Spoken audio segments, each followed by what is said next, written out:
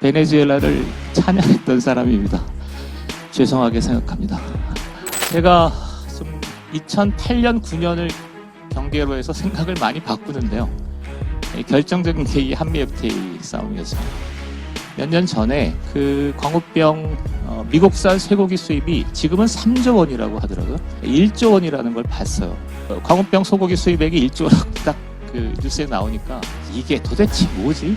그러니까 그거 하나로, 그 데이터 하나로 그러니까 모든 것이 판명되는 뭐 그런 상황이었습니다. 광우병 문제가 있어서 반 이명박 퇴진 투쟁이 벌어진 게 아니고 이명박 퇴진 탄핵 투쟁이 먼저 있었고 그 분위기가 충만한 가운데 광우병이 얹힌 겁니다. 이게 08년 시위의 모습이고요. 08년 5월 2일 날 여고생들이 시위를 시작했습니다. 5월 3일 날 시위가 벌어지는데 저도 청계천 광장에 가서 그 모습을 지켜봤습니다. 거리에 나가서 사람들하고 얘기를 해보면 이명박 퇴진 탄핵에 주장하는데 대통령이 지금 집권한 지 3개월밖에 안 됐는데 탄핵이란 게 말이 되냐?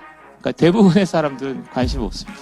우리가 싫으면 탄핵하는 거지 왜 탄핵해야 돼? 이런 그것에 대한 질문 자체를 불언시했고 또 하나는 이제 광우병이죠. 광우병 얘기를 물어보면 광우병에 대해서 어떻게 생각하냐? 사실은 거리 대중은 별 관심 없습니다. 그냥 어떤 대중의 군중의 어떤 흐름에 의해서 그냥 쓰려고 하는 거예요. 저는 사실은 이게 좀 지금도 돌이켜보면 좀 무섭습니다. 그러니까 저는 운동권이었기 때문에 운동권은 그래도 조직적이고 체계적인 싸움을 하는데 그 당시에 몇십만 명에 거친 대중이 그냥 몰아닥친 거예요. 그 좀 비약하자면 프랑스 혁명에 할 때 그때의 어떤 광기 이런 비슷한 감정을 느끼기도 했습니다. 그러니까 민주주의가 촛불 민주주의가 나름 긍정적이지만 부정적이고 위험한 색채도 있다. 그리고 이 색채가 지금 현재 우리한테 계승되고 있다. 뭐 이런 얘기입니다. 제가 광우병 싸움을 전체적으로 요약하자면 저는 그 광우병 싸움이라는 것은 훗날 우리가 13년 전에 15년 전에 있었던 일을 그렇게 네이밍하는 거지 그 당시 투쟁의 핵심은 이명박 퇴진 탄핵이라고 생각합니다. 기저에 깔려있는 정서는 07년 그 이명박 탄핵을 주장했던 친구들이랑 나중에 이렇게 술 좀 먹어보고 이러보면 본질적으로 그 사람들의 마음 깊은 곳에 있는 거는 선거 불복입니다. 07년 대선을 이명박이 됐든 박근혜가 됐든 민주 세력이 집권하지 않으면 우리는 인정할 수 없다. 그게 기저에 깔려있는 거라고 생각합니다. 그래서 선거 불복 이게 광우병과 후쿠시마에 흐르는 가장 강력한 정치적 동기라고 생각합니다. 광우병은 이명박 퇴진 탄핵을 위한 순환이었던 거지 않습니까? 저는 후쿠시마도 그럴 거라고 생각합니다. 후쿠시마 1년 후가 되면 다 잊혀질 겁니다. 뭐만 남냐면 윤석열 탄핵 퇴진만 남겠죠. 08년 투쟁을 광우병 시위로 보는 것은 일면적이거나 본질이 아니라고 생각합니다.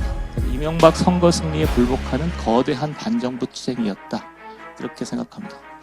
원자핵 교수들하고 했던 방송했던 거를 그냥 봤어요. 근데 저는 대한민국이 길러낸 서울대 원자력공학과 교수들, 카이스트 원자력공학과 교수를 신뢰합니다. 그들이 그렇게 얘기했다면 후쿠시마 오염수 문제는 없는 거죠. 그런데 왜 이렇게 난리가 나고 그다음에 제가 여기까지 와서 이런 얘기를 해야 되는 건지 이해할 수 없습니다. 저는 이번 기회에 광우병에서 시작됐다고 보는데 광우병에서 시작된 괴담 정치를 이번 후쿠시마 오염수 문제를 가지고 끝장내기를 꼭 제안합니다. 이게 잘 못 느껴지실 텐데 운동권 또는 운동권의 뿌리를 갖고 있는 사람은 보수 세력이 집권을 하면 그 정권을 인정할 수 없다. 그때 인정할 수 없는 게 이러한 잘못을 저질러서 인정할 수 없는 게 아니라 원천적으로 인정할 수 없는 겁니다. 왜냐하면 그들은 친일파의 잔재이기 때문에. 친일파하고 무슨 타협이 있습니까? 그러니까 그런 거죠. 선거 불복의 전통이죠. 지금도 08년 광우병 시위를 장악했던 건 선거 불복이라고 저는 봅니다. 마찬가지로 윤석열 국면도 선거 불복이죠. 두 번째는 후쿠시마 오염수 문제는 대중 여론, 전문가 의견의 분포 등을 고려할 때 야당에 불리할 겁니다. 저는 뭐 제3자 거리에서 또는 생업에 종사하면서 하는 거기 때문에 제가 맞을 겁니다. 그리고 제가 30년 데모 인생에서 이 정도는 감각적으로 느낄 수 있습니다. 소개받은 민경호부라고 합니다. 제가 이렇게 큰 행사인 줄 알았으면 안 왔을 텐데 하여튼 열심히 해보겠습니다. 제가 준비한 얘기는 그 후쿠시마 얘기를 이해하기 위해서 그러니까 06년, 07년, 08년에 있었던 한미 FTA 광우병을 이해할 필요가 있다라는 요지고, 그다음에 그 당시에 제가 그 활동을 했었기 때문에 한미 FTA 투쟁, 광우병 투쟁의 어떤 사정이나 논리를 잘 알기 때문에 이 자리에 제가 초대된 것으로 이해합니다. 네, 그런 맥락에서 얘기를 해보겠습니다. 제목을 광우병 투쟁 회고로 이렇게 했고요. 그러니까 제 경험이 많이 들어가 있습니다. 그 다음에 양력을 간단히 소개하면 쭉 저렇고요. 95년부터 2005년까지 범인전 남식본부 사무처장이었습니다. 그 다음에 2005년에 감옥에서 나와서 2006년, 7년까지 한미 FTA 범국민운동본부 정책팀장이었고, 그러니까 진보연대 자격으로 갔고요. 08년에 역시 진보연대에서 한미 FTA 투쟁, 광우병 투쟁을 했습니다. 그 후에는 뭐 이렇게 됩니다. 그 다음에 06년, 07년 한미 FTA 제1기라고 했는데요. 광우병 싸움은 크게 두 시기로 나눕니다. 하나는 06년, 07년 1기 한미 FTA 싸움이 있고, 08년에 한미 FTA의 재협상, 그러니까 쇠고기 분만 따로 떼서 광우병 싸움이라고 보통 하는 게 08년도, 08년 5월에서 한 8월까지가 그 한미 FTA 2기 또는 광우병 싸움입니다. 제가 전체적으로 이름을 단 건 386 급진주의의 재현이라고 이름을 달아봤는데, 내용은 구체적으로 소개하겠습니다. 06년 시작돼서 07년 봄 정도에 노무현 정권 하에서 한미 FTA 협상이 진행되고 2007년 상반기에 타결되거든요. 그때 이제 진보연대랑 참여연대가 중심이 돼서 한미 FTA 범국민운동본부를 꾸리는데, 진보연대는 뭐 NL, 자주파 또는 주사파 조직들이 다 모인 거고요. 그 다음에 참여연대는 시민단체를 전체적으로 규합하고 있었습니다.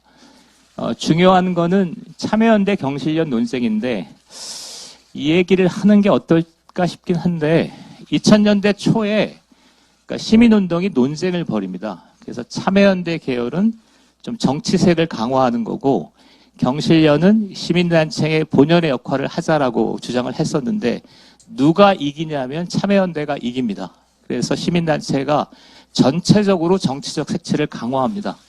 그래서 참여연대가 그렇게 도니까 한미 FTA는 좀 반미적 성향을 상당히 띠고 있었는데, 진보연대랑 참여연대가 중심이 돼서 범국민운동본부를 꾸리는데, 이게 중요한 이유는 이렇게 진보연대, 참여연대가 중심이 된 이 범국민 투쟁이 최근까지 계속 이어집니다. 그러니까 2002년 효순이 미선이, 2004년 효순이 미선이 싸움, 04년 노무현 탄핵, 06년 한미 FTA, 08년 광우병, 14년 세월호, 그 다음에 16년 박근혜 탄핵까지 쭉 이어져 오는 팀워크입니다. 그 다음에 주사파 운동가들, 시민운동, 진보적 지식인, 농민 이렇게 참가했는데, 그 한미 FTA 범국본의 정책을 책임졌던 사람이 이혜영 교수예요. 이혜영 교수가 쓴 책이 있습니다. 낯선 식민지 한미 FTA라는 책인데, 한마디로 요약하면 한미 FTA가 되면 식민지가 된다는 겁니다. 그러니까 총 들고 칼 들고 이런 식민지는 아니더라도 서비스 산업, 지적재산권 이런 문제들이 제기가 되면 주권이 무력화되면서 식민지적 상황이 벌어진다는 겁니다. 그래서 구체적으로 책을 요약하면 한미 FTA가 가져다줄 여러 재앙적 효과 가운데 으뜸은 주권의 문제이다. 그러니까 무슨 관세 뭐 이런 문제가 아니라, 그러니까 주권이 근본적으로 위협받는다, 그런 내용이었습니다. 그 다음에 모든 것의 결과는 결국 국가 주권적 정책 공간의 위축과 잠식으로 이어질 것이다. 그러니까 주권적 정책 공간의 잠식 이렇게 되어 있고요. 조국적 식민지 이렇게 되어 있습니다. 그러니까 이혜영 교수의 책을 소개를 드렸는데, 이혜영 교수뿐만 아니라 대부분의 당시 지식인들이 대부분 이런 생각이었습니다. 만나보면 만나서 얘기를 해보면 무슨 통상협정, 뭐 조세, 무슨 관세 이런 얘기 거의 없고, 그러니까 한미 FTA가 되면 뭔가 한국은 낯선 식민지, 굉장히 위험한 상황으로 간다 이런 얘기들이 주류였습니다. 그렇기 때문에 주사파 활동가, 시민운동, 진보적 지식인, 농민 이게 한꺼번에 모여서 한미 FTA 범국민운동 본부라는 걸 만들 수 있었습니다. 그 다음에 이거랑 맥을 같이 하는 게 기억하실지 모르겠지만 주한미군의 전략적 유연성 문제가 있습니다. 그러니까 주한미군의 전략적 유연성 문제가 제기되면서 평택 대출이 제주 강정마을, 뭐 용산 미군기지 이전 이런 것들이 쭉 있었어요. 이것도 그냥 한미 간의 군사적 문제가 넘어서 군사적 종속이다 이렇게 본 거고요. 그 다음에 한미 FTA가 있고, 사실은 제일 코미디 같은 문제가 베네수엘라 차베스죠. 이게 운동권이나 운동권 언저리에 있었던 지식인들은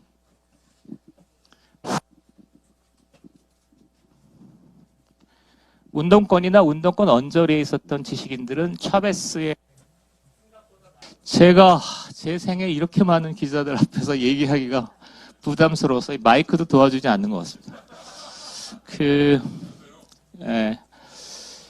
뭐 좀 괜찮으신가요? 예.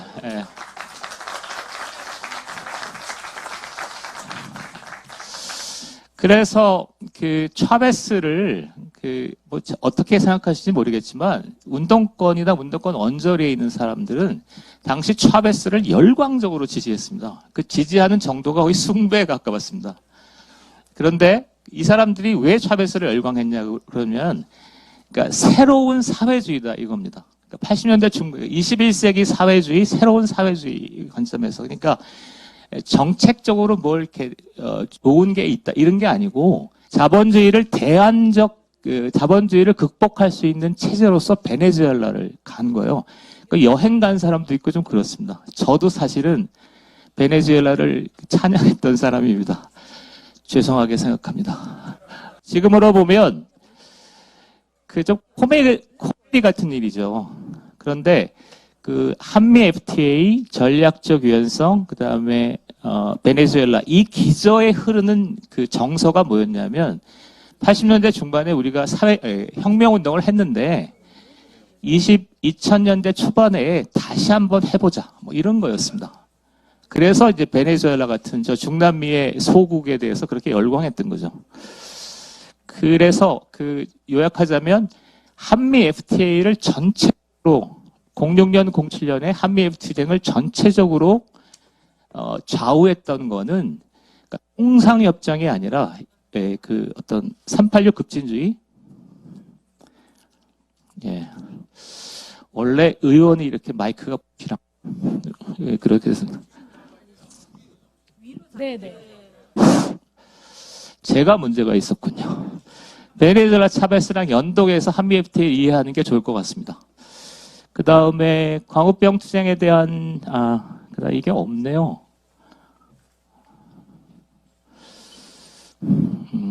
큰일 났네. 평가 급진주의. 어제 빼먹었는데 광우병 싸움을 이건 빼먹었는데요. 그러니까 막상 제가 06년, 07년에 했던 역할은 성명서 쓰고 보고서 작성하고 그 다음에 TV 토론하고 이런 거였거든요. 근데 진행을 하다 보니까 좀 말이 안 되는 거예요. 그러니까 첫 번째 말이 안 되는 게 서울에서 대규모 집회를 조직하는데 서울에서 조직할 대중이 없었습니다. 서울에 있는 노동자들도 거리에 안 나오고요. 그래서 투쟁이 벌어지면 대부분 저 지방에 있는 농민들이 올라왔습니다. 농민들이 올라와서 농민들이 한 몇만 명이 올라와서 하룻밤 싸우고 하루 싸우고 가는데 도심지에서 농민들 싸움을 지켜보는 도시 인텔리들의 어떤 광경들을 보면 좀 싸늘했습니다. 그래서 이게 뭔가 잘못됐다 이렇게 생각을 했고, 두 번째는 이명박 정권과 노무현 정권의 차이가 컸습니다. 그러니까 노무현 정권 하에서 진행되는 거니까 이거를 이제 노무현 정권의 정치적 부담을 준다고 판단해서 그러니까 대도시의 중산층들이 참여를 안 했고요. 그 다음에 결정적으로는 아까 한미 FTA가 되면 낯선 식민지가 된다. 그러니까 식민지가 된다는 이 주장이 도시민들, 도시 중산층이 볼 때는 좀 허황된 거죠. 사실은 2000년대 중반에 한국이 역동적인 통상국가로 발전하면서 세계 굴지의 산업국가 무역 대국이 되는 거잖아요. 그런데 그 상황에서 한미 FTA 보안국보는 낯선 식민지가 된다. 이렇게 주장을 해놓으니까 사실은 말이 안 된 겁니다. 그래서 저는 여기서 이제 두 가지 결론인데, 하나는 제가 좀 2008년, 9년을 경계로 해서 생각을 많이 바꾸는데요. 결정적인 게 이 한미 FTA 싸움이었습니다. 한미 FTA 한참 지나서 한미 FTA의 그 어떤 결과를 보여주는 보고서들을 보니까 한국한테도 유리하게 돼 있잖아요. 그런 거 있고, 그 다음에 광우병 쇠고기 문제죠. 몇 년 전인지는 기억을 할 수 없지만 몇 년 전에 그 광우병 미국산 쇠고기 수입이 지금은 3조 원이라고 하더라고요. 1조 원이라는 걸 봤어요. 그러니까 광우병 소고기 수입액이 1조라고 딱 그 뉴스에 나오니까 이게 도대체 뭐지? 그러니까 그거 하나로, 그 데이터 하나로 그러니까 모든 것이 판명되는 뭐 그런 상황이었습니다. 이게 하나고, 두 번째, 한미 FTA 싸움이 그렇게 안 먹히니까 대도시에 있는 중산층들이 농민이 싸우더라도 싸늘했고 낯선 식민지가 된다는 주장에 동의하지 않으니까, 사실은 그것 때문에 여기가 또 하나의 이제 광우병의 동기인데요. 그러니까 정상적으로 사람을 설득할 수 없을 때 자극적인 주제가 나오는 거잖아요. 그래서 광우병 문제가 이제 대두됩니다. 이거는 지금 기자분들이 굉장히 많으셔서 어떨지 모르겠지만 06년 4월경에, 사실은 06년 4월이면 광우병 문제를 잘 알려져 있지 않았을 때요. 그래서 저는 회의나 이럴 때는 광우병 토론을 안 했는데, 이제 무엇을 봤냐면 이제 한미 FTA를 추진했던 일부에서 언론하고 얘기를 하더라고요. 언론하고 얘기를 해서 이제 06년 4월 달에 MBC PD 수첩이 등장을 한 거죠. 그거를 사실은 오래전 일이라 정확하게는 기억이 나지 않습니다. 그런데 그때 느꼈던 소감은 저렇게 광우병 문제가 제기되는구나, 이런 좀 강한 의구심을 좀 갖고 있었습니다. 그러니까 정상적인 회의석상에서 얘기가 되고, 광우병 정도 되면 검증 절차가 필요하잖아요. 그러니까 그 전문가의 소견과 그런 것들을 갖고 검증이 된 다음에 제기되기보다는 사실은 궁지에 몰리니까 자극적인 소재로 문제를 돌파하려는 그런 어떤 의도들이 작동하지 않았을까, 그런 생각을 해봅니다. 그 다음에 두 번째는 08년도 얘기인데요.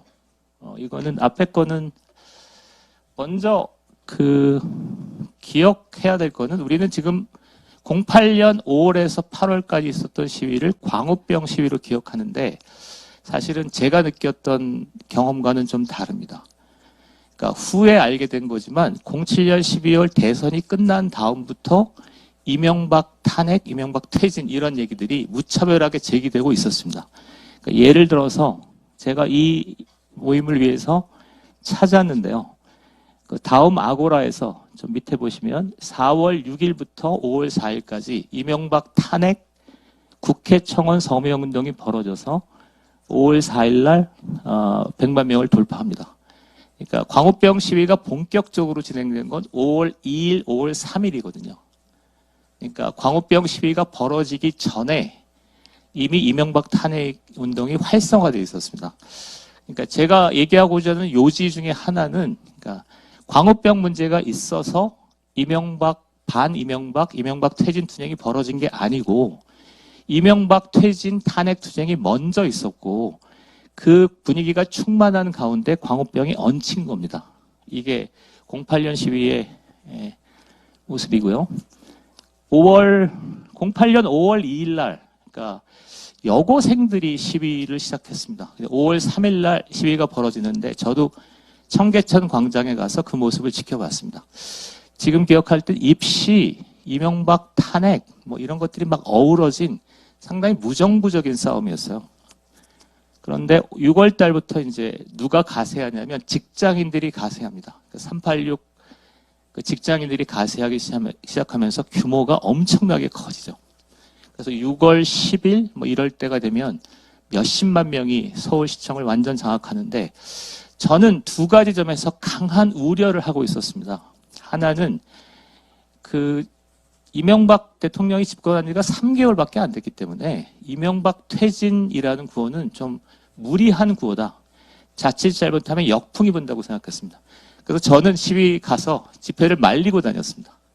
자제 이러고 있었고요. 그다음에 두 번째는 05년부터 07년까지 얘기 그만하고 경제 선진화, 뭐 선도국가 뭐 이런 방향으로 가자라는 것에 386도 꽤 동의했었습니다. 그런데 08년 그 6월 달에 이렇게 시위가 커지니까 이런 민주 세력 진보 진영의 혁신, 뭐 새로운 재정립에 장애가 되지 않을까라고 생각하고 있었습니다. 그래서 두 가지 때문에 저는 6월 달에 광우병 시위에 대해서 좀 부정적이었습니다. 그런데 거리에 나가서 사람들하고 얘기를 해보면 전혀 그러니까 이명박 퇴진 탄핵에 주장하는데 대통령이 지금 집권한 지 3개월밖에 안 됐는데 탄핵이란 게 말이 되냐? 그러니까 대부분의 사람들은 관심이 없습니다. 그냥 탄핵하면 탄핵하는 거지. 우리가 싫으면 탄핵하는 거지. 왜 탄핵해야 돼? 이런 그것에 대한 질문 자체를 불온시했고 또 하나는 이제 광우병이죠. 광우병 얘기를 물어보면 광우병에 대해서 어떻게 생각하냐? 미국산 쇠고기에 대해서 어떻게 생각하냐면 사실은 거리 대중은 별 관심 없습니다. 그냥 어떤 대중의 군중의 어떤 흐름에 의해서 그냥 쓰려고 하는 거예요. 저는 사실은 이게 좀 지금도 돌이켜보면 좀 무섭습니다. 그러니까 저는 운동권이었기 때문에 운동권은 그래도 조직적이고 체계적인 싸움을 하는데 그 당시에 몇십만 명에 거치는 대중이 그냥 몰아닥친 거예요. 그 좀 비약하자면 저는 프랑스 혁명의 그 자코뱅당이 할 때 그때의 어떤 광기 이런 비슷한 감정을 느끼기도 했습니다. 그러니까 민주주의가 촛불 민주주의가 나름 긍정적이지만 부정적이고 위험한 색채도 있다. 그리고 이 색채가 지금 현재 우리한테 계승되고 있다. 뭐 이런 얘기입니다. 그 다음에 7월 초가 되면 그러니까 6월 달 내내 그냥 거리를 휩쌌기 때문에 그 대중적 피로감이 상당했고 그래서 그리고 뭐 비무장 상태니까 경찰이 조금만 이렇게 통제를 해도 바로 무너지는 건데 7월 초에 무너졌죠. 그래서 제가 광우병 싸움을 전체적으로 요약하자면 저는 그 광우병 싸움이라는 것은 그러니까 훗날 우리가 13년 전에 15년 전에 있었던 일을 그렇게 네이밍하는 거지 그 당시 투쟁의 핵심은 그러니까 이명박 퇴진 탄핵이라고 생각합니다. 그리고 이명박 퇴진 탄핵의 기저에 깔려있는 정서는 07년 그 이명박 탄핵을 주장했던 친구들이랑 나중에 이렇게 술도 먹어보고 이러보면 본질적으로 그 사람들의 마음 깊은 곳에 있는 거는 선거 불복입니다. 07년 대선을 이명박이 됐든 박근혜가 됐든 민주 세력이 집권하지 않으면 우리는 인정할 수 없다. 그게 기저에 깔려 있는 거라고 생각합니다. 그래서 선거 불복 이게 광우병과 후쿠시마에 흐르는 가장 강력한 정치적 동기라고 생각합니다. 과격한가요? 약간요. 제가 후쿠시마도 그렇습니다. 저는 광우병 그 1조 원, 3조 원 수입했을 때 최근에 광우병 문제 08년에 있었던 광우병 문제에 지금 관심이 있나요? 광우병은 이명박 퇴진 탄핵을 위한 순환이었던 거지 않습니까? 저는 후쿠시마도 그럴 거라고 생각합니다. 후쿠시마 1년 후가 되면 다 잊혀질 겁니다. 뭐만 남냐면 윤석열 탄핵 퇴진만 남겠죠. 자, 그래서 그렇고요. 그 다음에 이거는 당시 이명박 탄핵 서명 100만 명 돌파했던 그 다음에 어떤 기사를 제가 가져왔습니다. 그렇게 됐고요. 그래서 08년 2기 광우병 투쟁을 전체적으로 평가하자면 저는 08년 투쟁을 광우병 시위로 보는 것은 일면적이거나 본질이 아니라고 생각합니다. 그래서 이명박 선거 승리에 불복하는 거대한 반정부 투쟁이었다. 이렇게 생각합니다. 뭐 좀 심심하니까 공감하시면 박수 한번 쳐주시죠.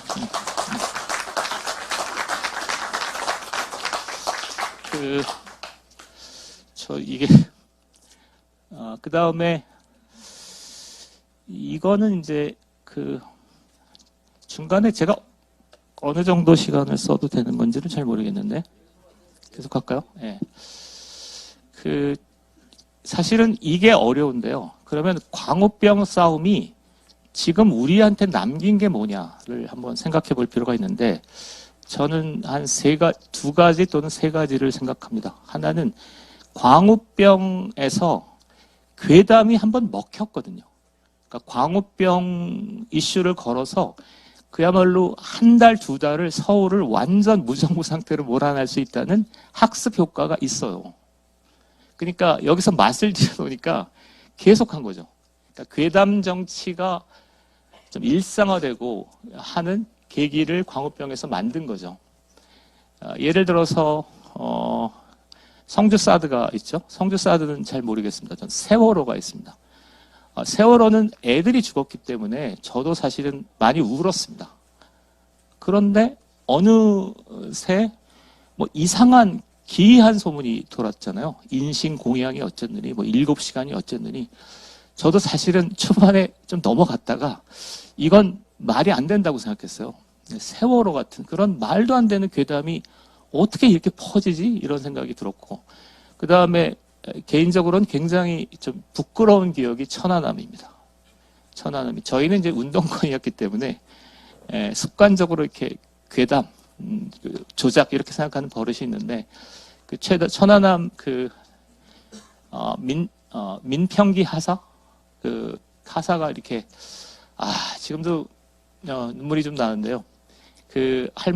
할머니가 아주 정중하게 누가 저지른 겁니까? 그랬더니 그 이후의 과정은 얘기하지 않겠습니다. 하여튼 우리가 왜 이런 괴담 허위 사실에 의해서 이렇게 이런 고통을 겪는지 이해할 수 없고 그 다음에 네 번째는 후쿠시마죠. 후쿠시마는 저는 사실 잘 모릅니다. 생업에 바쁩니다. 지금도. 그런데 하도 문제가 되길래 한 보름 전에 원자핵 교수들하고 했던 방송했던 거를 그냥 봤어요. 근데 저는 대한민국이 길러낸 서울대 원자력공학과 교수들, 카이스트 원자력공학과 교수를 신뢰합니다. 그들이 그렇게 얘기했다면 후쿠시마 오염수 문제는 없는 거죠. 그런데 왜 이렇게 난리가 나고 그다음에 제가 여기까지 와서 이런 얘기를 해야 되는 건지 이해할 수 없습니다. 저는 이번 기회에 광우병에서 시작됐다고 보는데 광우병에서 시작된 괴담 정치를 이번 후쿠시마 오염수 문제를 가지고 끝장내기를 제안합니다.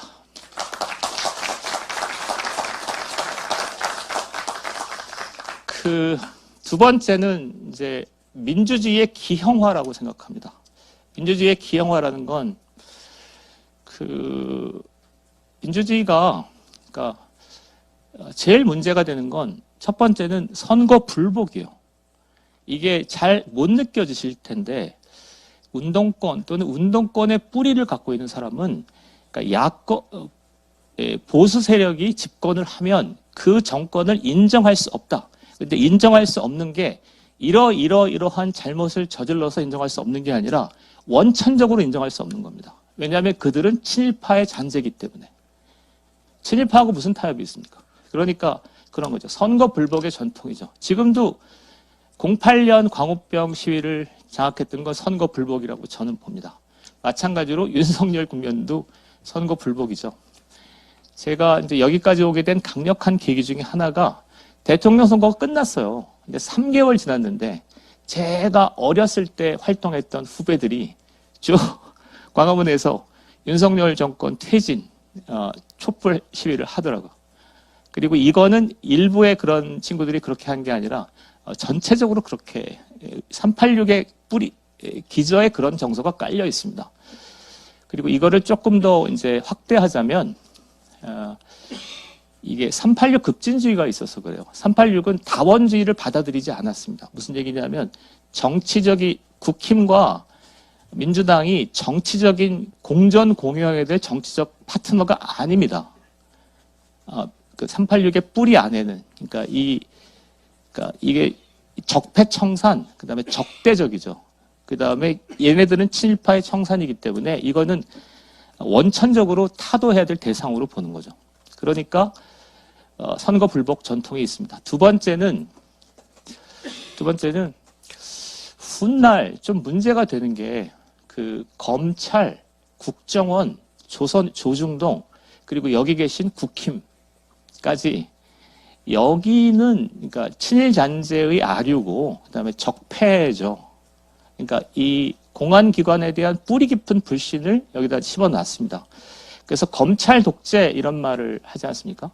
근데 검찰 독재라는 말이 통하는 이유는 그게 그 한동훈 법무부 장관 누가 검찰이 이러저러하기 나쁘다가 아니라 386의 DNA 안에 그런 DNA 안에 그런 검찰, 조선일보 이런 것들에 대한 뿌리 깊은 적개감이 있기 때문이라고 생각합니다.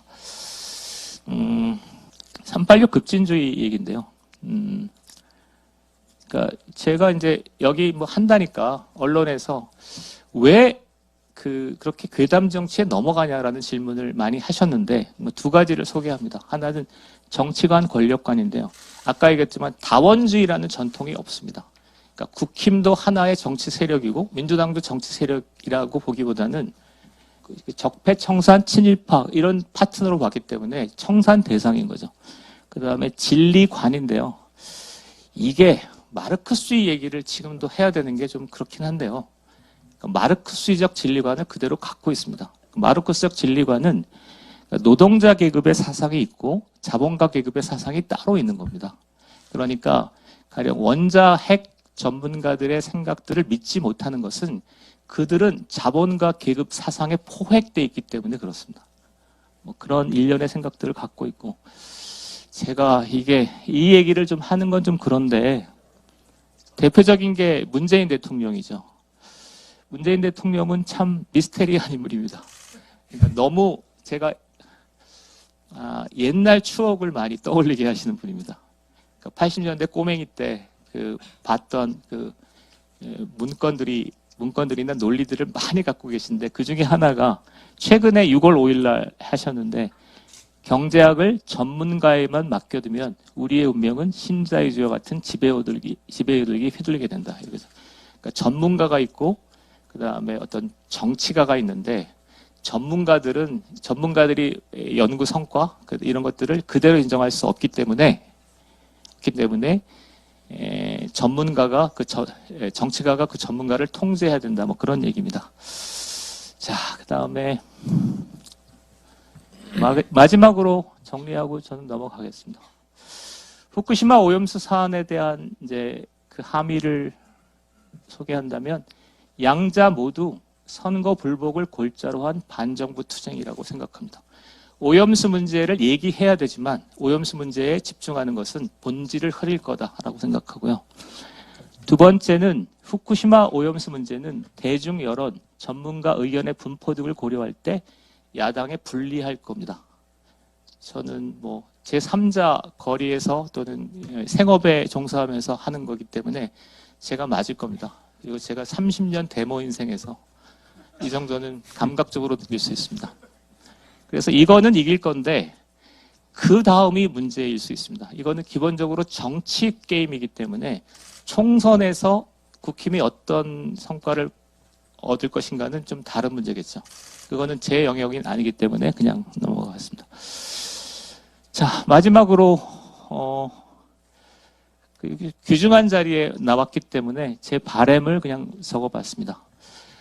후쿠시마 오염수 문제는 민주당이 이기기 어려울 것입니다. 다양한 사람들이 여러 곳에서 분투하고 있습니다. 용기와 자신감을 가지고 싸우시길 바랍니다. 386 세대 일원인 저 또한 정의와 진리를 실현하는 길에서 힘 닿는 만큼 노력하겠습니다. 자, 이상 마치겠습니다. 네, 박수 부탁드리겠습니다.